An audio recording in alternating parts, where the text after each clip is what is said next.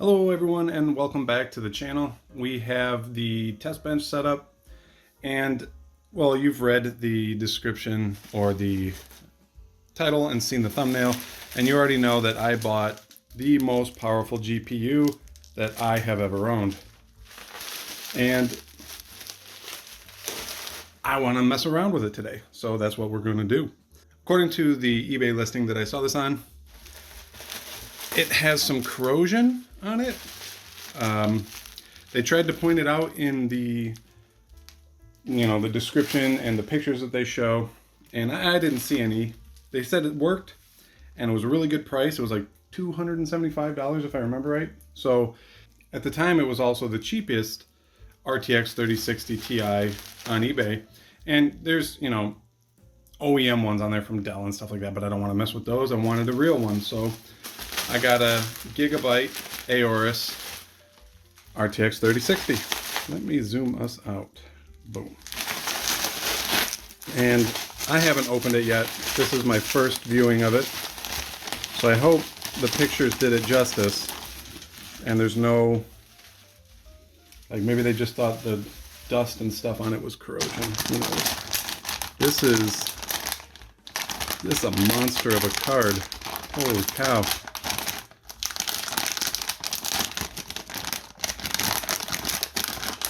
Alright.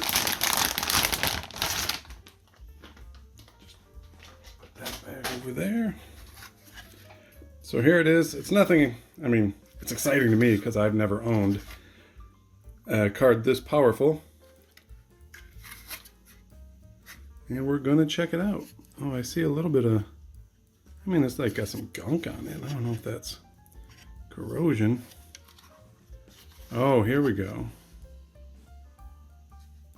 I still don't even know if that's corrosion. Anyways,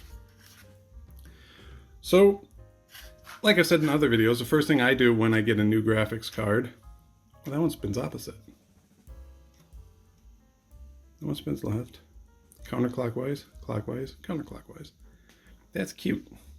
So like I've said in other videos, the first thing I do when I get a new graphics card is to plug it in and make sure it works, so that when I tear it all apart and clean it up, because I do see some dust and dirt inside there.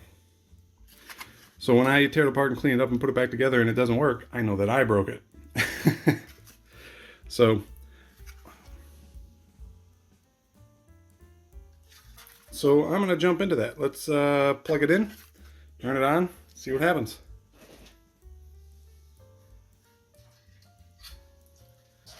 So, trying to install this, and I noticed that this was bent, so I bent, it was bent downwards. So I pried it back up, trying to put it in some more, and I'm seeing that this tab is also bent.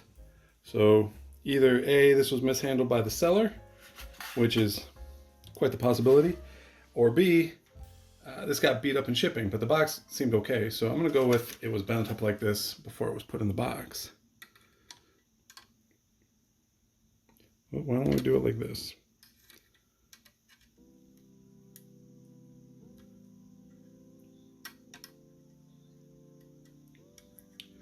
There we go. Right as rain. Now I am absolutely aware that this could have been a miner's card, and it could have been taken apart hastily and treated with the lowest amount of respect, but we didn't pay a lot for it. There we go.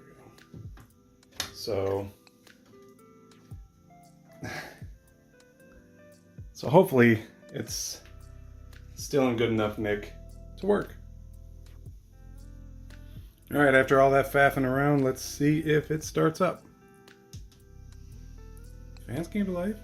All the LEDs came to life. And we got a picture. Oh, I missed it. There it is. Okay, well, we're booted up here. Everything seems to be working. And I'm gonna get some drivers and stuff and set this thing up correctly, and then we'll see if we can test it. We'll run a few benchmarks. Of course, the numbers are gonna be high. We'll just make sure that it works, make sure that the temperatures aren't too high, and then I'm gonna do a quick tear down on it, clean it all up, make sure it's running as good as it can, and then we'll start doing dumb things with it, like, I don't know, you're pairing it with like a Pentium 4. So this is just going to be for, you know, morbid curiosity and a little bit of fun. Nothing really to learn from it. Okay, I got the drivers installed. We're sitting here idle at about 42 degrees. Hotspot of 53-ish. About to run a couple of rounds of heaven. And I figured since this is the most powerful card I've ever had, we're going to do Quality Ultra, Tessellation Extreme, you know, then turn everything on. Run this for 30 minutes or so. Make sure that it runs stable. Watch these temperatures. And we'll know whether or not this card is capable of using every day. So let me go ahead and load it up. I'll see you in a minute. Okay, we've run a couple times here and we've topped out at about 67 to 68 degrees centigrade. It's not real loud, but you can hear some coil whine, but that's not an indication that this card has been pushed really hard. Coil whine just kind of is a thing.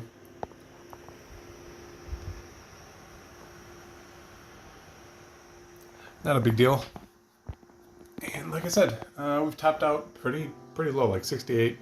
Maybe we've touched 69 degrees. So now that we're all warmed up, I'm going to run a benchmark. And I'll see you in a few. With all the settings maxed out, we got a score of 3,825. Min FPS 34, which is kind of disappointing, but max of 326.5. And of course that 34 is probably during the transition from during the nighttime scene where it comes up over the hill and then it loads in those floating islands. That always drops things down pretty far. Also, we're not running a real powerful GPU or CPU. It's a i5-8400, you know, at 2.8 gigahertz, not super fast.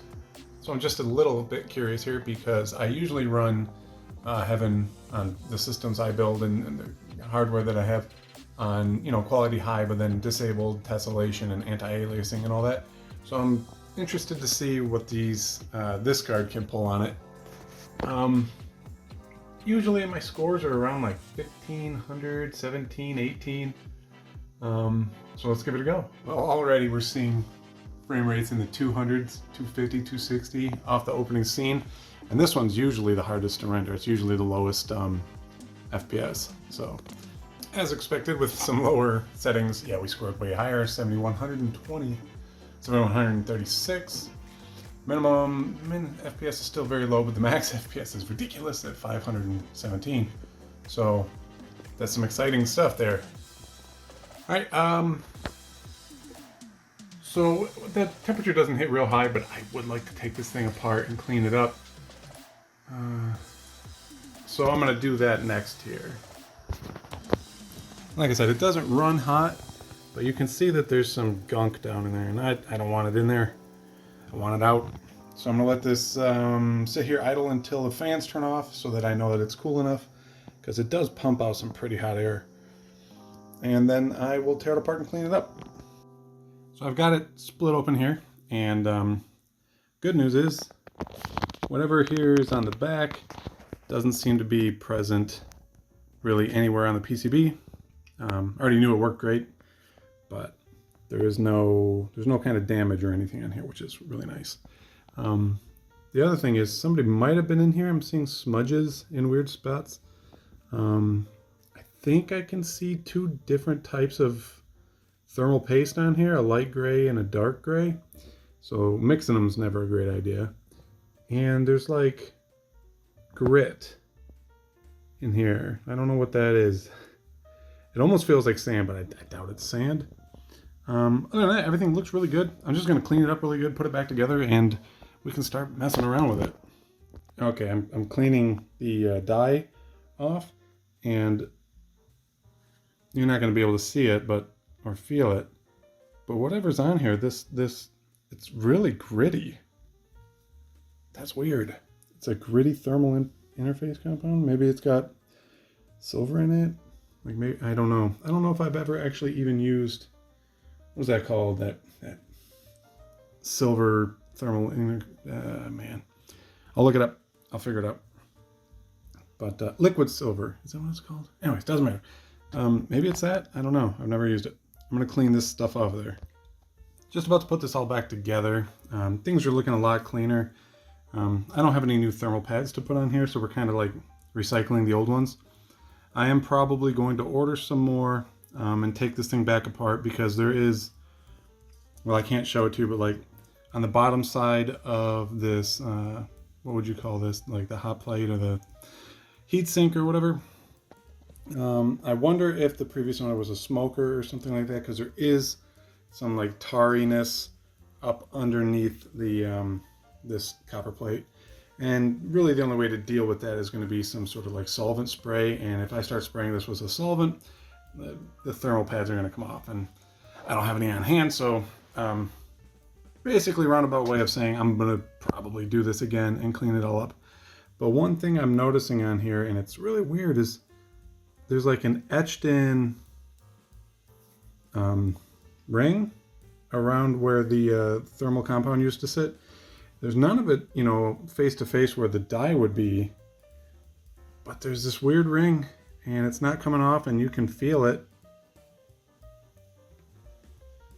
I don't know if you'll be able to hear that, but you can feel it.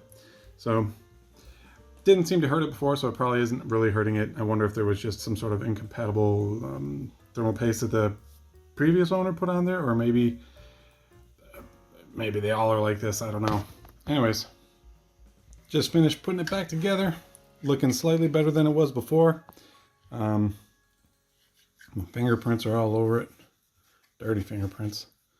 Anyways, got the crud off the back.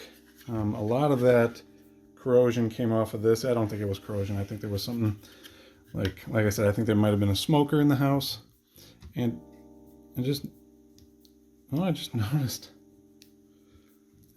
noticed nobody peeled these stickers off.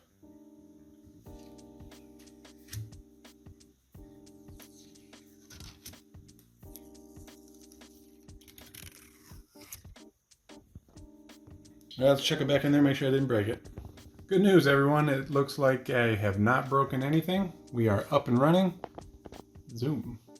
And it looks like we're idling a lot lower. What did I say before? We were idling like 42? We'll find out for real here in a minute. And with a hotspot of 39, 40-ish. So that's pretty cool. It seems like we've shaved, like almost 14 degrees off of our idle temps. I'm gonna run the Heaven benchmark again, get it all warmed up, and see if I don't expect our top temperatures, peak temperatures, to come down. I was running pretty cool at about 68 at the max. So hopefully, again, nothing has broken and we can make it through a round of Heaven, and it won't get hotter. Well, hopefully it won't get any hotter than it did before. All right, things are going along nicely. We've probably run this 2, maybe 3 times. And our temperatures are lower. It's at 64, 65. It's only a few degrees, but better is better. I'll take it. Awesome. Let's start doing dumb things with it. So now that we got this thing all cleaned up, looking good, running cool, it's time to put it in something silly. And the thing that I thought, I said earlier we pair this with a Pentium 4 or something like that, but then I thought, you know what, the kind of dumber thing to pair it with would be our old friend, the point of sale system. Now, if you're new to the channel and you've never seen this, what this here is an old point of sale system from a thrift store, and we had to BIOS mod it to even get a GPU to run in it. So now that it will support a GPU, let's go ahead and put something that is never meant to be in there. But of course, it's look at the size of this thing. It's not going to fit in this case. We're gonna do some tomfoolery here and just get it running. With that being said, let's figure out what we got to do. So as you can see, I had to completely tear this poor thing apart just to make enough room to put a graphics card in it. Well, not that one, this one. And replace the power supply, of course, because that guy there isn't going to be able to power a RTX 3060 Ti. What even is the power of this thing? I cannot see. can't imagine it's too much. But it is 80 plus silver, which is nice. So it's got that going for it. The CPU cooler is just kind of sad on there because the bolt holes for it or the threaded bosses are down here.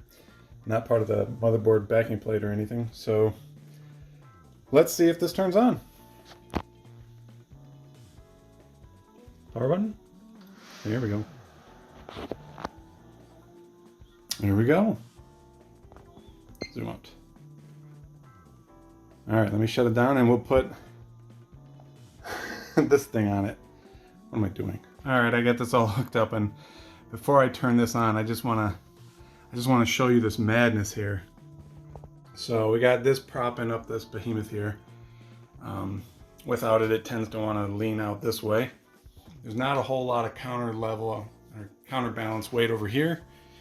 I got this bottle of rubbing alcohol propped up inside here to keep it from falling into the chassis. There is a DVD case here to keep, things from shorting out.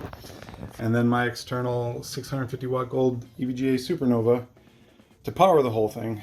And this is this is so silly. Let's go ahead and flick it on.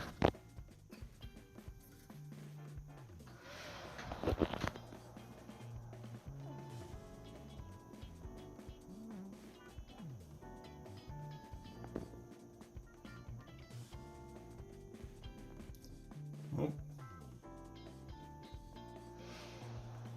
Giving it another try.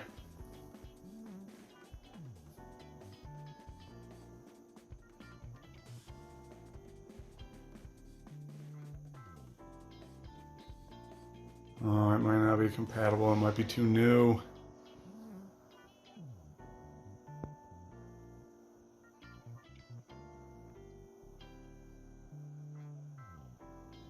Oh, we're caught in a boot loop. Well, that's disappointing. After a little bit of research here, that it may be compatible in some way, enabling ACPI 2.0 functionality. Might get it to work. A few more settings that aren't going to be readily available in the BIOS for this, which would mean flashing a new BIOS to it and just to screw around with this thing on there. I don't feel like that juice is worth the squeeze, so it was a fun idea, but it didn't just work out of the box. And I know that kind of sounds like I'm taking the lazy way out, but that is what it is. Still had fun trying though. Okay, so unfortunately we're going to have to wrap it up there. It is unfortunate that we couldn't get it working into the point of sale system, but the point of sale system, as I have it set up now, is working really well with that GT730. And not like I was going to leave this in there, but I don't want to mess with this system too much in the BIOS in it and possibly screw stuff up and not be able to get it back to where it was. It was just a curiosity to see if we couldn't get that one working in there. And really this video wasn't trying to inform anybody of anything. It was just kind of a, hey, I took a gamble on a card that was listed as is, contains, corrosion and stuff on that. And turns out it was just dirty. So, I took a gamble and I kind of won. So other than that, I had fun tearing this apart and then putting it all back together again. And hopefully you did too. And if you did, go ahead and leave me a like, maybe subscribe to my channel. I do weird stuff like this. They don't always, kind of fail, but, it is what it is. And I'll see you in the next one. Thanks for watching.